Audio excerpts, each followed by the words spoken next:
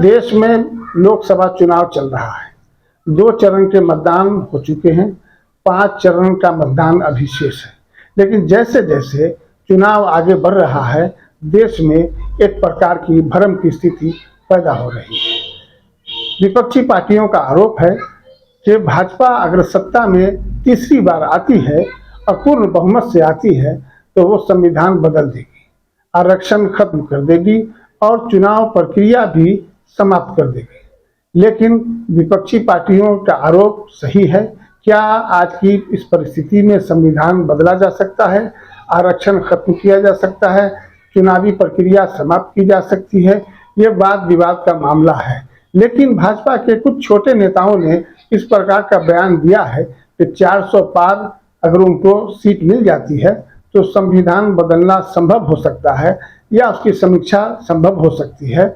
लेकिन विपक्षी पार्टियों का आरोप है कि समीक्षा की बात नहीं है, संविधान बदलने की बात है।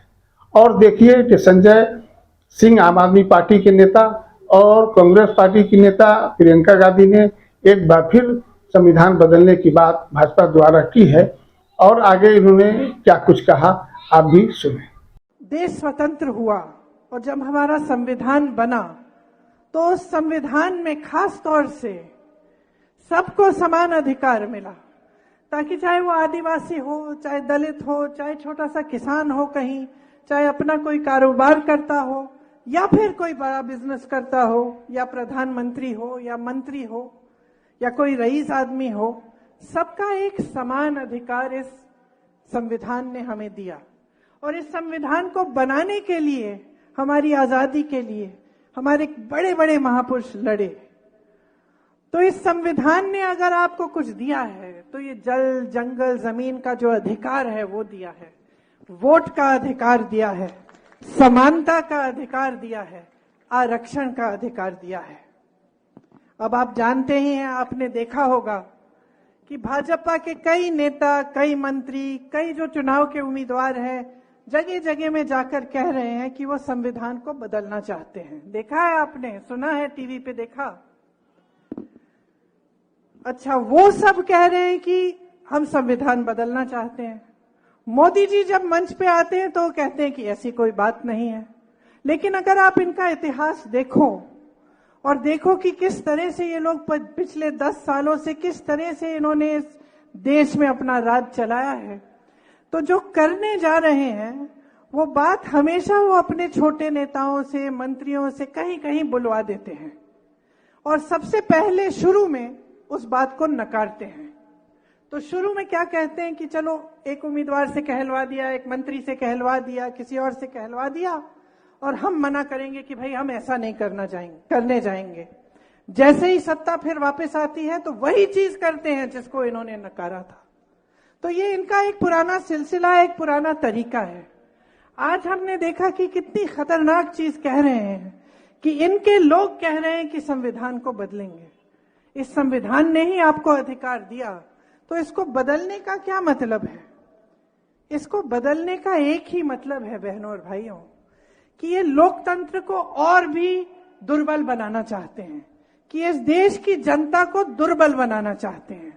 10 सालों में उन्होंने ऐसा कोई काम नहीं किया जिससे हमारा लोकतंत्र, जिससे आपके अधिकार, चाहे आदिवासियों के अधिकार हो, चाहे दलितों के अधिकार हो, चाहे किसी आम जनता के अधिकार हो, उनको मजबूत करने का काम नहीं किया है, सिर्फ उनको कमजोर करने का काम किया है।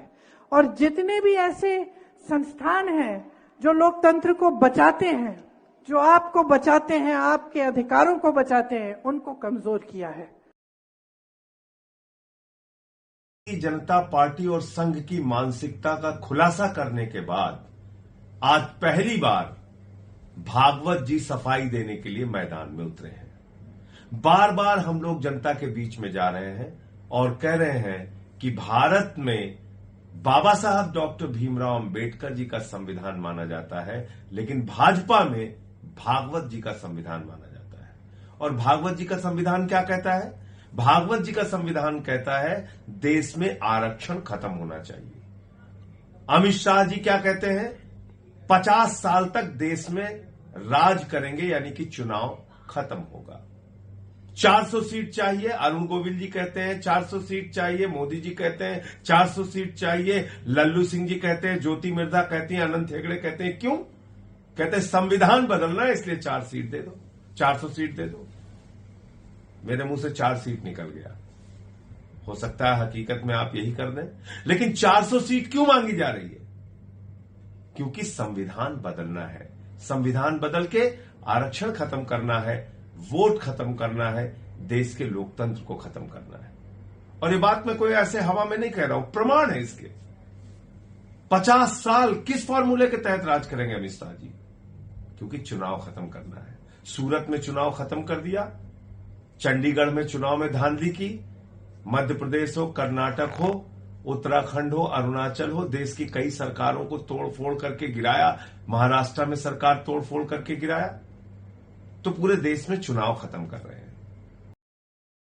किसान, गरीब, युवा, महिला, और इस देश में गरीबों की हालत क्या है? 82 करोड़ लोगों को तो आपने लाइन में खड़ा कर दिया। युवाओं की हालत क्या है? बेरोजगारी के कारण आत्महत्या कर रहे हैं। किसान की हालत क्या है? 750 किसानों ने काले कानून के खिलाफ शहादत दी, उनको आमदनी दोगुना करना तो दूर की बात है, वो आत्महत्या कर रहे हैं। महिलाओं की सुरक्षा की हालत क्या है? आपने देखा पहलवान बेटियों के साथ क्या हुआ हाथरस में। तो ये 4 जो जातियां अपनी बता रहे हैं, इसके लिए तो कुछ करते नहीं। ये दलील वो तब दे रहे थे जब उनसे जाति जनगणना की बात की जाती है, जब उनसे कहा जाता है देश भर में जाति जनगणना कराइए, जिससे गरीबों के, शोषितों के, दलितों के, पिछड़ों के, आदिवासियों के हित के बारे में पता चल सके कि उनकी वास्तविक स्थिति समाज में क्या है। उसका विरोध करते हैं और आप ये देश भर को ज्ञान दे रहे हैं। इसलिए मैं बार बार कहता हूं, मैं प्रामाणिक तौर पे बात कह रहा हूं, भारतीय जनता पार्टी देश का संविधान खत्म करेगी, चुनाव को खत्म करेगी, आरक्षण को खत्म करेगी, क्योंकि देश बाबा साहब डॉक्टर भीमराव अंबेडकर जी के संविधान को मानता है। भारतीय जनता पार्टी भागवत जी के संविधान को मानती है। जागिए और देश का संविधान बचाने के लिए, आरक्षण बचाने के लिए, वोट की ताकत बचाने के लिए अपना वोट कीजिए।